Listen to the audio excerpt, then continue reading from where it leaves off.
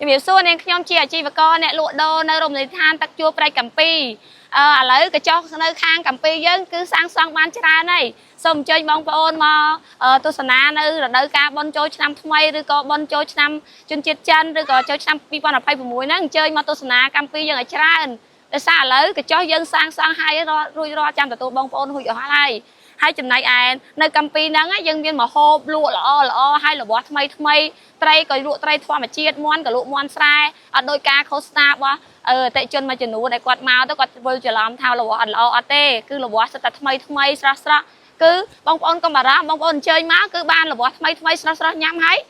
នៅកន្លែងខ្ញុំមានឈ្មោះអាហារដ្ឋានហ៊ុនសឿនហើយមានកញ្ចុះអង្គុយឲ្យបងប្អូនសម្រាប់លេងមានរឹងចងមានកម្មចដាចងងូតទឹកហើយរបស់ក៏ល្អ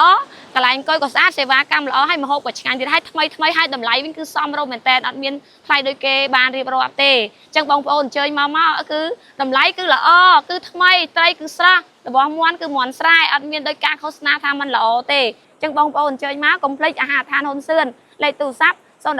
43 22 19 031 Telegram 031 7 863អញ្ចឹងហើយរមណីយដ្ឋានកំពីចម្ងាយពីទីរួមខេត្តមកមាន18គីឡូ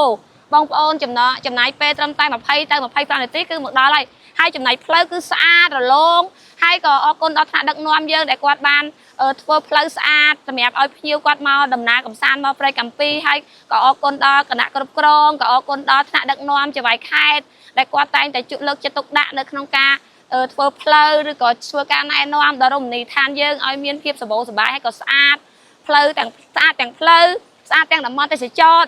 ស្អាតគ្មានសម្រាមហើយផ្លូវឡើងស្អាតរលោងបងប្អូនអញ្ជើញពីទីរួមខេត្តមកគឺផ្លូវស្អាតតែហ្មងហើយគឺចំណាយពេលតែ20នាទីទេហើយជាចុងក្រោយនាងខ្ញុំក៏សូមអរគុណដែរដែល